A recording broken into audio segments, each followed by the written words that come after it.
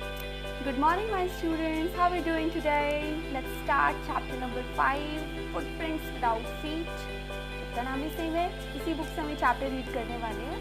Actually book से read नहीं करने वाले हैं. जिस वेबसाइट से मैं ये चैप्टर रीड कर रही हूँ वो वेबसाइट का लिंक मैंने आपको डिस्क्रिप्शन बॉक्स में ऑलरेडी शेयर कर दिया है. So let's start this chapter now. Footprints Without Feet is an interesting story written by Herbert George Wells. Writer का नाम गेस हो गया? Herbert George Wells, H.G. Wells actually. The story is about a brilliant scientist named Griffin who had developed a drug that could make a man invisible. तो ये story एक scientist की है जो कि बहुत ब्रिलियंट है, यू नो, ब्रिलियंट. एक्चुअली वो ब्रिलियंट है क्योंकि उसने एक ऐसा ड्रग डेवलप किया है जिस ड्रग को लेने के बाद में कोई भी व्यक्ति, कोई भी person, you know, can turn invisible. He was successful in his experiment and developed a formula that had the power of invisibility. तो अपने एक्सपेरिमेंट पे वो सक्सेसफुल हो गया. अब उसने एक ऐसा फॉर्मूला बना लिया जिससे उसको पावर मिल गई. कौन सी पावर मिल गई? इनविजिबिलिटी की पावर मिल गई है. सो what is actually happening in story now? By consuming the drug, a man could become transparent that could not be seen with the naked eyes. यानी naked eyes से अब उस पर्सन को नहीं देखा जा सकता है. उस ड्रग को लेने के बाद में वो पर्सन ट्रांसपेरेंट हो चुका है. Griffin carried out the experiment on himself, so he gulped the drug and his body became transparent like a sheet of glass. अब क्या किया ग्रिफिन ने? उसने जब ये एक्सपेरिमेंट किया तो उसने खुद पे किया. उसने ये जो ड्रग है वो गल्प कर लिया, राइट? उसने ड्रग ले लिया and his body became transparent. अब उसकी बॉडी हो चुकी है transparent like a sheet of glass, बिल्कुल ग्लास की तरह. Inadvertently, he stepped in mud and the fresh muddy imprints of his feet were all over the place. तो जब वो गलती से उसका पैर कीचड़ में पड़ जाता है, अब वो दवाई ले चुका है, उसकी बॉडी ट्रांसपेरेंट हो चुकी है, तो जब वो वॉक करे ना अराउंड द स्ट्रीट, उसका पैर पड़ जाता है कीचड़ में. अब क्या होता है? Fresh muddy imprints of his feet were all over the place. अब जहाँ जहाँ वो वॉक करता हुआ जा रहा है, अब उसकी बॉडी, उसके जो फीट है ना, उसके फुटप्रिंट्स बनते चले जा रहे हैं और वहाँ पर फीट नहीं है. तभी स्टोरी का नाम है फुटप्रिंट्स विदाउट फीट. और ये स्टोरी इतनी पॉपुलर है कि इसी के नाम पर आपकी जो बुक है उसका नाम भी है फुटप्रिंट्स विदाउट फीट. ये स्टोरी मैंने भी पढ़ी अपनी क्लास 10 में. Okay, what happens now? It was first seen by 2 young boys.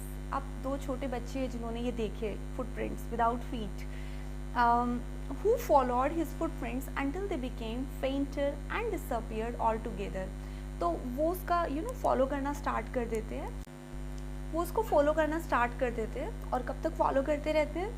until they became fainter and disappeared, जब तक कि वो धुंधले नहीं हो जाते और पूरी तरह से गायब नहीं हो जाते. although Griffin was an outstanding scientist, अगर हम ग्रिफिन के बारे में बात करें जिस साइंटिस्ट ने ये ड्रग्स बनाई, उसके बाद में उसने ये ड्रग्स अपने ऊपर एक्सपेरिमेंट के लिए खुद ही खा गया वो ड्रग्स.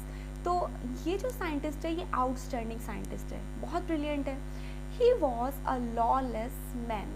अब हम उसके बारे में अगर बात करें कि इस आदमी को ना किसी अनुशासन का, किसी भी कानून का पालन करना नहीं पसंद है.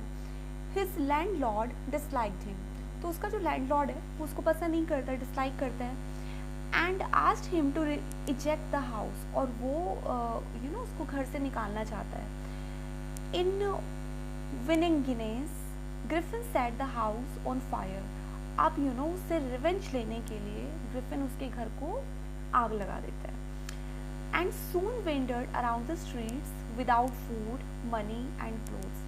अब वो घर से बाहर निकल जाता है. अब उसके पास ना तो हाउस है, ना मनी है, ना फूड है, यहाँ तक कि कपड़े भी नहीं है. क्यों नहीं है कपड़े?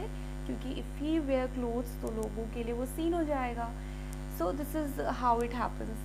Next is, owing to his invisibility no one could see him. अब उसे कोई देख नहीं पा रहा क्योंकि वो इनविजिबल है.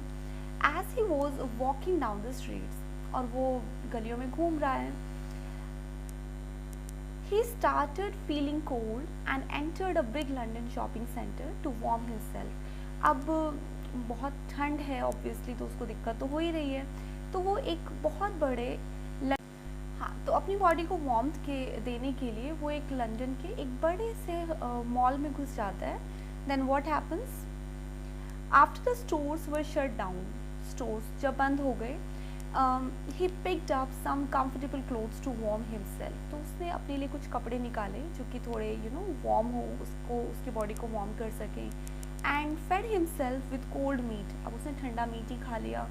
And some espresso from a nearby restaurant, पास के रेस्टोरेंट से उसने एक्सप्रेसो भी ले लिया, पी लिया, एक्सप्रेसो ली, है ना। And then it is later he slapped on a pile of quilts in the store. अब वो स्टोर में ही एक गद्दों का ढेर है जिसके ऊपर वो सो जाता है। The following morning some associates started approaching him and he removed all his clothes immediately. Morning में जब लोग उसको देखते हैं, अब लोग कैसे देख पाए उसको, क्योंकि अब उसने कपड़े पहने हुए हैं। तो जैसे ही लोग उसको देखते हैं तो उसको पकड़ने की कोशिश करते हैं। तब वो क्या करता है, अपने कपड़े निकालना स्टार्ट कर देता है, क्योंकि उसकी बॉडी तो इनविजिबल है, nobody can see that person, and became invisible again, और फिर से वो इनविजिबल हो जाता है। As Griffin wandered without clothes in the chilly weather, बहुत ठंड है, बिना कपड़ों के घूमना is not that easy. He could feel the biting cold and decided to take some clothes from a theatre company.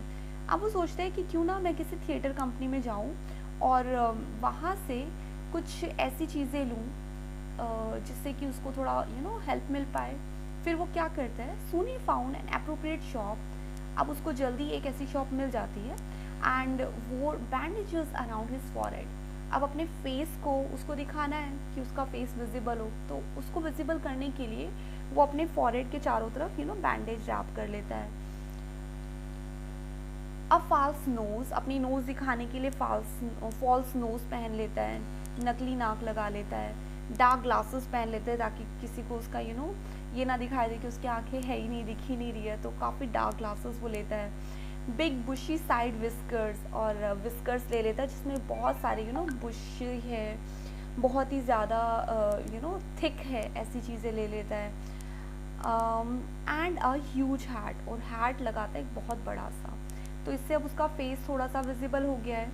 Then he went to a shopkeeper's store and stole all his money, तब वो एक shopkeeper के store में जाता है और सारा उसका पैसा चुरा लेता है।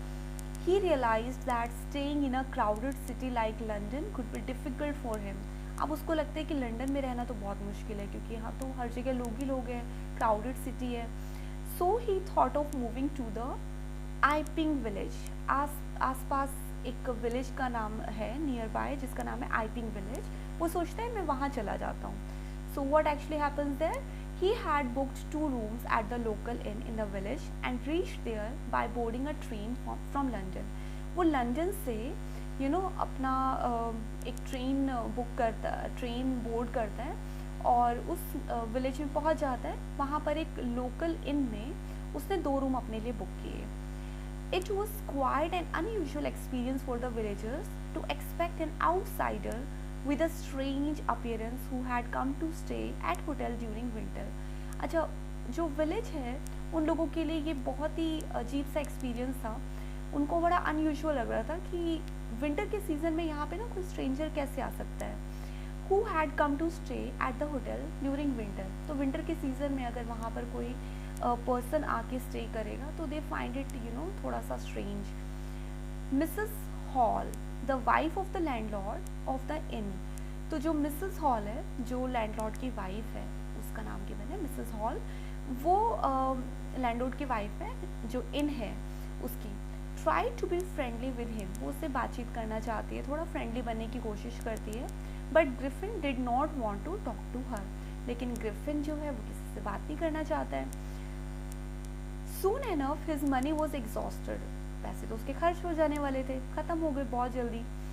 Due to his suspicious appearance, the inn owner and his wife attempt to check his room while he was away. तो अब क्योंकि उसकी जो अपीयरेंस है ना वो बहुत ही सस्पिशियस है, वो उस पर जो मिसेस हॉल है वो काफ़ी उस पर शक करती है, तो वो सोचती है कि क्यों ना मैं एक दिन इसका रूम चेक करूँ जब ये ना हो। Out of anger Griffin damage the furniture of the in, तो जब वो ऐसा कर रही थी उस दौरान ग्रिफिन वहाँ पहुँच जाता है और वो पूरा जो इन है उसका फर्नीचर डैमेज कर। उसका पूरा फर्नीचर डैमेज कर देता है and through it across the room towards them. अब रूम में लाइक जहाँ पे वो खड़े होते हैं उनकी तरफ उस फर्नीचर को थ्रो कर देता है। The owner and his wife got scared thinking that there were spirits around and their unusual guest was responsible for all the chores। अब वो जो जो ऑनर्स है उनको लगता है कि इस कमरे में ज़रूर कुछ स्पिरिट्स हैं और ये स्पिरिट्स इसी गेस्ट ने जो ग्रिफिन है इसी ने पक्का बुलाई है और इसी वजह से इस हाउस में ये सब अजीब अजीब चीज़ें हो रही है बिकॉज दे डिडंट नो कि वो इनविजिबल मैन है। Meanwhile Mrs hall requested the town constable. तो जो मिसेस हॉल है वो फिर से एक कांस्टेबल को बुला लेती है। मिस्टर जैफर आते हैं वहाँ पर। Mister Jaffers to inquire about the identity of this peculiar individual and arrest him for damaging her furnishings. तो जो मिसेस हॉल है जब मिस्टर जैफर्स को बुलाती है इंक्वायरी के लिए कि भाई आप आओ देखो ऐसे इस पर्सन ने मेरा सारा फर्नीचर डैमेज कर दिया है और आप इसकी आइडेंटिटी के बारे में पता करिए। This annoyed Griffin further. अब ग्रिफिन को और ज़्यादा गुस्सा आ जाता है and he decided to reveal his identity as he started unwrapping his bandages, whiskers, spectacles and nose. अब वो सबके सामने इनविजिबल होने लगता है क्योंकि वो एक्सेंट्रिक है, थोड़ा सा क्रेजी है, सन की साइंटिस्ट है वो।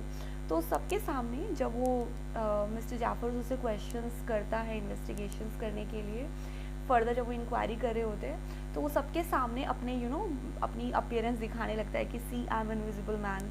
तो सारी चीज़ें अपनी रिमूव करने लगता है, अपनी बैंडेजेस रिमूव कर देता है, विस्कर्स, स्पेक्टिकल्स और नोज हटा देता है। Everyone was shocked to see this as there was no normal human being hidden behind the bandages. अब सब लोग शॉक हो जाते हैं कि इन बैंडेजेस के पीछे तो कोई भी नॉर्मल पर्सन नहीं है। The constable could not catch hold of Griffin. अब कॉन्स्टेबल अगर उसको पकड़ना भी चाहते हैं तो नहीं कर पाते हैं। As he took off all his garments, तो उसने अपने सारे कपड़े उतार दिए। Became invisible and disappeared in the air, और फिर से इनविजिबल हो गया और गायब हो गया। Right, so this was the story about an eccentric scientist. I hope you enjoyed the story. Next time I'll come with a new chapter. Till then, goodbye.